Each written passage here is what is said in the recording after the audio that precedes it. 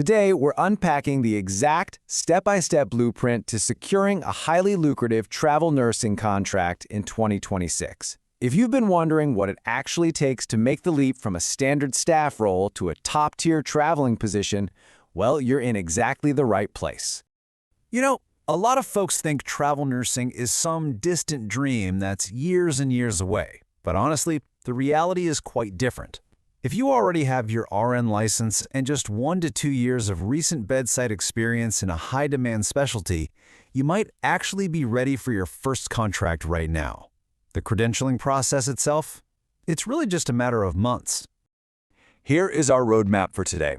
We're going to cover your foundation and experience, specialty earning potential, licensing and the NLC compact, the parallel agency strategy, costly first-timer mistakes, and we'll wrap it all up with what I call the strategic gem.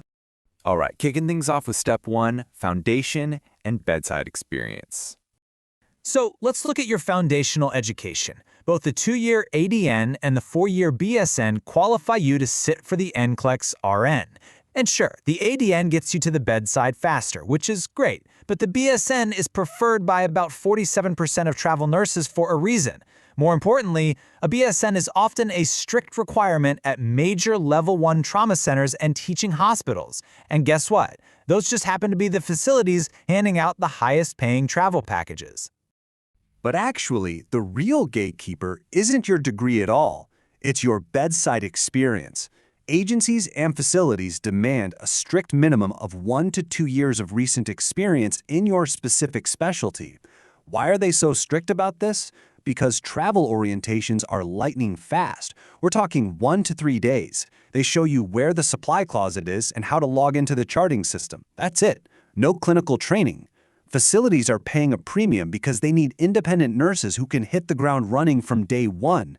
That experience is what holds the whole travel model together. Moving right along to step 2, specialty earning potential. The pay difference between various units is honestly pretty wild.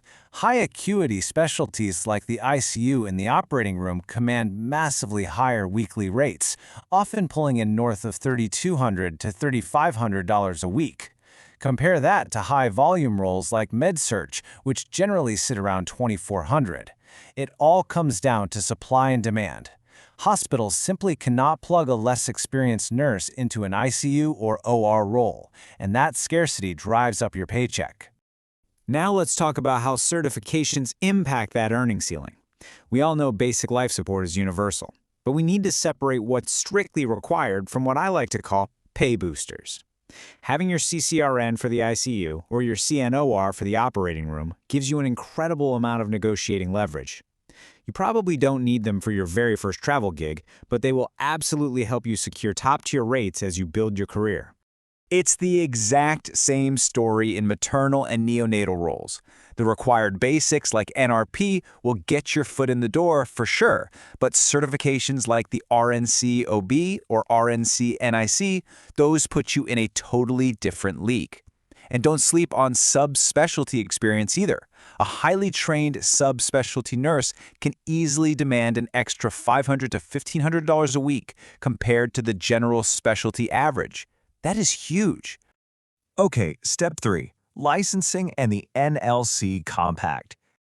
Once your clinical profile is locked in, you need the legal flexibility to cross state lines. And the single most valuable tool you can possibly have is the Nurse Licensure Compact, or NLC. Think of this as your multi-state passport. It currently gives you immediate access to 41 member states. That means you can take a contract in any of those states without the headache of a brand new, time-consuming application process.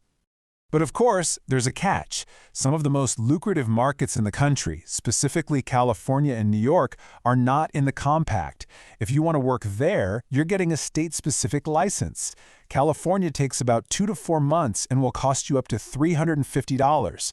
New York takes around 6 to 10 weeks. My advice? Treat these outlier states as side projects once you're already traveling, rather than letting them hold up your very first contract. Step 4 is where things get really interesting, the parallel agency strategy. This is where we shift from clinical prep to pure business strategy. Maintaining active profiles with 2 to 3 different agencies at the exact same time is the absolute gold standard for travel nurses. Why? Because it forces agencies to compete for you, giving you real negotiating leverage. It also opens up different facility relationships, and if one recruiter happens to hit a dry spell, you've got built-in backups. And please, don't worry about being disloyal. It is completely standard industry practice. Now, pay very close attention to Step 5, costly first-timer mistakes. We are going to rapid fire through the exact administrative traps that cost new travelers thousands of dollars. Mistake number 1 is a big one: ignoring IRS tax home rules. Listen carefully here, because your housing stipends are only tax-free if you maintain a valid tax home. That means proving you have a permanent residence with genuine ongoing financial expenses. If you can't prove that, all of your stipend income becomes fully taxable. This single mistake can literally drain $500 to $1,000 a week straight out of your net pay. Get this set up right before your first contract, because trying to fix it retroactively is an absolute nightmare. Mistake 2 is jumping at the very first offer you get. Remember that parallel agency strategy we just talked about?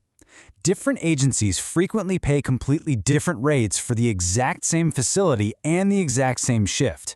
We're talking a difference of $100 to $300 a week. Always compare your offers. Mistake 3 is skipping the fine print. A massive headline pay rate means literally nothing if your contract doesn't have protected, guaranteed hours. If the hospital gets slow and sends you home early, and you don't have guaranteed hours in writing, your paycheck vanishes. You also absolutely have to verify the float requirements and cancellation terms before you put pen to paper. Mistake 4 is underestimating the cost of putting a roof over your head, especially in high-cost cities like San Francisco or New York. The national average weekly housing stipend is usually around $1,200 to $1,400, but a furnished apartment in one of those major markets can easily run you $3,000 or $4,000 a month. If you don't do the math beforehand, that massive monthly rent is going to completely wipe out any tax-free stipend surplus you thought you had. And mistake 5 is single agency dependency. If you rely on just one recruiter, you are giving up all your power. You're limiting the contracts you can access, and you're leaving your income entirely at the mercy of one company's inventory. Keep those options open. Finally, we arrive at Step 6, the strategic gem. Let's distill everything we've talked about down into one core philosophy. The path here is completely sequential. Get the license, get the experience, add the certifications, get the compact license, and then manage your agencies. The nurses who struggle the most in their first year, it's never because they lack clinical skills. They struggle because they completely ignored the business side of the job. They messed up their tax home, they didn't compare offers, or they signed a bad contract. The clinical work is going to be familiar to you. The business of travel nursing is where you actually need to prepare. So, before you start packing your bags and chasing those massive weekly rates, you really have to ask yourself one question. Are your business skills truly as sharp as your bedside skills? Master the business side, and I promise you the journey of a lifetime will follow. Thanks for joining me for this explainer, and we'll catch you in the next one.